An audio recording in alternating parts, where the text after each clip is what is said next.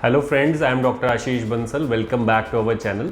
अब हम इस वीडियो में बात कर रहे हैं आईसीएल आई सर्जरी, जो कि स्पेक्स रिमूवल की एक बहुत ही फेमस और कारगर टेक्निक है। और ये उन सभी पेशेंट में हम यूज़ करते हैं जहाँ पे भी हम लेज़र आई टेक्निक से चश्मा नहीं हटा सकते। जैसे कि जिन पेशेंट का कॉर्निया या तो बहुत ही ज़्यादा पतला है या थिन है, या फिर कॉर्निया में कोई वीकनेस है जिसको कि हम केरेटोकोनस बोलते हैं, या फिर जिनका वेरी हाई नंबर है, 10 नंबर है, 15 है या उससे भी ज़्यादा है, जिसको हम हाई मायोपिया बोलते हैं।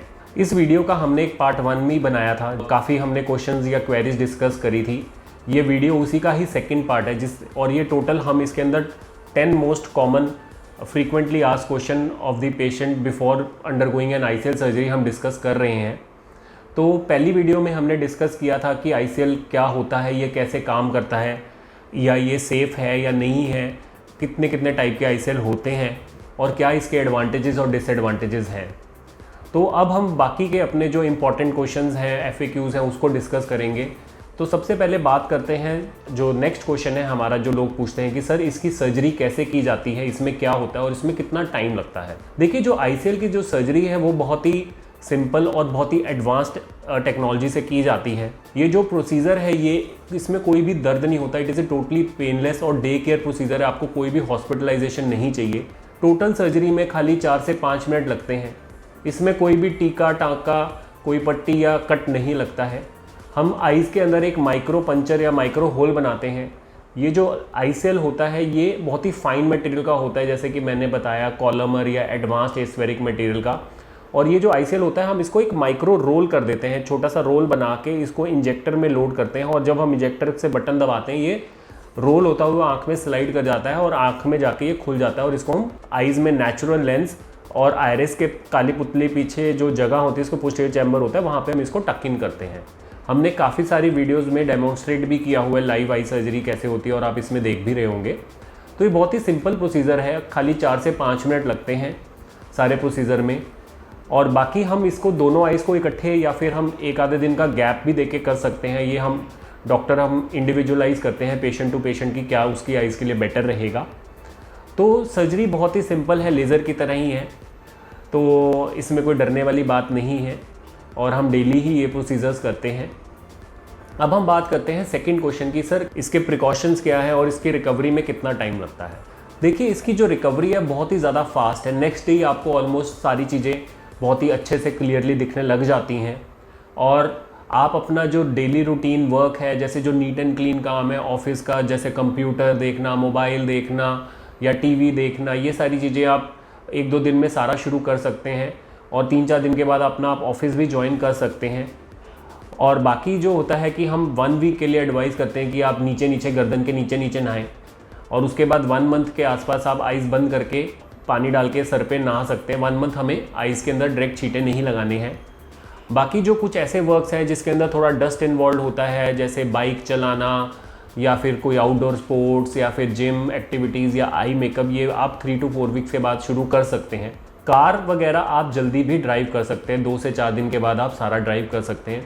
तो आप देख सकते हैं कि इसमें कोई भी खास रिकवरी या पोस्ट ऑप प्रिकॉशंस कोई ज़्यादा नहीं है। रिकवरी बहुत ही ज़्यादा फास्ट है, लेज़र की तरह ही है। तीसरी बात करते हैं, जो लोग ये हमसे पूछते हैं कि अगर हमें आईसीएल सर्जरी करवानी है तो हमें कितनी डेज़ की प्लानिंग लेके चलना पड़ेगा और इसकी क्या चीज़ें होती हैं। देखिए, सबसे पहले तो आपको एक दिन जब आप हॉस्पिटल आते हो, अगर हमें लगता है कि आपकी आइज़ में आईसीएल होना है, तो आपकी एक डिटेल टेस्टिंग की जाती है जिसमें बहुत सारे टेस्ट होते हैं। आपकी आइज़ की बहुत कई सारी मशीनों पे आपके टेस्ट किए जाते हैं, पेंटाकैम के ऊपर, ऑप्टिकल बायोमीटर के ऊपर, और काफ़ी सारी टेस्टिंग की जाती है। डिफरेंट मेजरमेंट्स ली जाती हैं। 2 बहुत इंपॉर्टेंट मेजरमेंट होती है। एक तो होती है ACD, जिसको हम एंटीरियर चैम्बर डेप्थ बोलते हैं, जहाँ पे कि हमने आईसीएल डालना होता है और ये मिनिमम 2.8 mm से ज़्यादा होनी चाहिए, तभी आईसीएल हम आपकी आइज़ में डाल सकते हैं। और उसके अलावा भी इसके अंदर हमारी आइज़ का एक white to white horizontal diameter होता है, वो भी हम कई सारे मेथड से मेजर करते हैं। तो बहुत सारी मेजरमेंट्स लेने के बाद और आइज़ की आपकी और भी सारी टेस्टिंग की जाती है कि किसी तरह की भी कोई और प्रॉब्लम तो नहीं है, कोई आँख में चिट्टा मोतिया तो नहीं है, आपकी आइज़ का पर्दा कैसा है। क्योंकि मोस्टली ये हाई नंबर वाले पेशेंट्स में किया जाता है, हाई मायोपिया में, तो मोस्टली इनका जो पर्दा होता है या रेटिना होता है वो भी कुछ एरियाज़ में वीक होता है, जिसको हम लेटिस डीजनरेशन बोलते हैं, जिसको जहाँ पे पर्दा जो होता है पतला छन्नी की तरह होता है।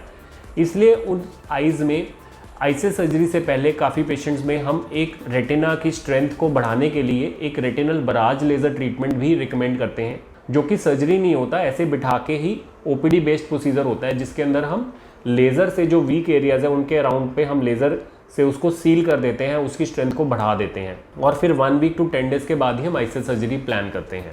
एक दिन आके आपके ये सारे टेस्ट वगैरह किए जाते हैं और इन टेस्ट के हिसाब से हम आपका जो है आईसीएल की पावर और आईसीएल का मॉडल और कई सारी चीज़ें सिलेक्ट करते हैं और वो डाटा हम कंपनी में भेजा जाता है और फिर ये सारी चीज़ें डिसाइड होती हैं। सबसे अच्छी बात यह है कि अब से कुछ साल पहले जब भी हम किसी का स्टार आईसीएल हमें करना होता था तो ये सारे पैरामीटर्स स्विट्ज़रलैंड जाते थे या वहाँ से हम लेंस को इंपोर्ट करते थे, बट अब ये इतना फ्रीक्वेंटली प्रोसीजर होने लग गया है कि इंडिया में इस कंपनी की बहुत ज़्यादा अच्छी लाइब्रेरी है, तो 90% टाइम वो जो लेंस है इंडिया में ही अवेलेबल हो जाता है, तो वो हमारे पास 4 से 5 दिन में आ जाता है और हम 1 वीक के बाद भी आपकी सर्जरी प्लान कर सकते हैं। बट वो मेजरमेंट्स के बाद ही कंफर्म होता है कि आपका लेंस अवेलेबल है या नहीं है या आउट ऑफ स्टॉक है, और अगर वो नहीं है अवेलेबल तो वो इम्पोर्ट होता है, जिसमें 12 से 13 दिन लग सकते हैं। तो बाकी जो कंपनीज़ के दूसरे आईसीएल्स हैं वो भी हमें 1 वीक के अंडर अवेलेबल हो जाते हैं। और मीनवाइल अगर आपको रेटिना का बराज लेज़र भी एडवाइस होता है तो वो भी आप करवा के पहले रख सकते हैं। तो आइडली जब भी आप सर्जरी कराना चाहते हैं, आपके माइंड में कोई डेट है, तो उससे आपको 10 से 15 दिन पहले एक बार विजिट जरूर करना चाहिए, सारे टेस्ट अच्छे से करवाने चाहिए, क्योंकि बहुत सारे पेशेंट हमारे पास बाहर से फॉरेन से आते हैं तो उनके पास टाइम कंस्ट्रेंट होता है। तो अब बात करते हैं जो इम्पॉर्टेंट क्वेश्चन की कि कॉस्ट ऑफ द आईसीएल या इस प्रोसीजर्स की क्या है। देखिए, कॉस्ट काफ़ी सारे फैक्टर्स पे डिपेंड करती है कि आपकी आइस का नंबर क्या है, कितना नंबर है, उसके अंदर कोई सिलेंड्रिकल नंबर है या नहीं है, आपको टॉरिक आईसीएल की रिक्वायरमेंट है, आपके कौन सा हमारा मॉडल सिलेक्ट होता है, उन सारी चीज़ों पे डिपेंड करता है। उसके अलावा surgeon to surgeon, hospital to hospital या सिटी भी ये प्राइस थोड़ी सी वेरी करती है।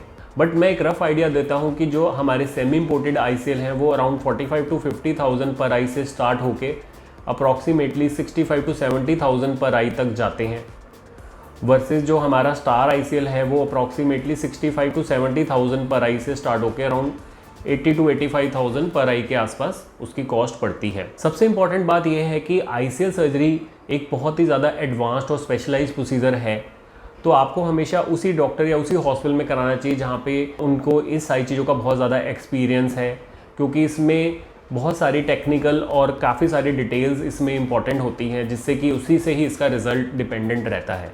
और अब हम बात करते हैं लास्ट एक क्वेश्चन की, जिसमें लोग हमसे पूछते हैं कि सर आईसीएल की लाइफ क्या है, या फिर कोई और अगर हमारी आइज़ में बीमारी हो तो क्या उसमें कोई दिक्कत तो नहीं आएगी।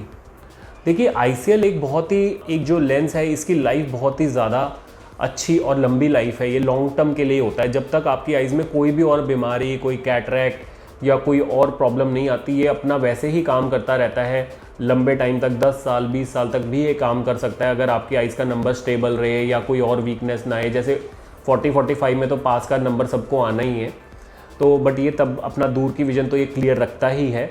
और अगर आपकी आइज़ में कोई भी और बीमारी आ जाए उसका भी एक नॉर्मल तरीके से ही इलाज हो जाएगा। ये कभी भी किसी ट्रीटमेंट में कोई ग्लूकोमा है या रेटिना में या फिर किसी को डायबिटीज़ आगे चल के हो जाए तो उसमें कभी इंटरफेयर नहीं करता है। तो ये उन सारी चीज़ों को देख के बना हुआ है। तो दोस्तों, आई होप कि मेरा ये वीडियो आपको आईसीएल से जुड़े बहुत इंपॉर्टेंट जो क्वेरीज़ हैं उनको आंसर करने में हेल्प करेगा।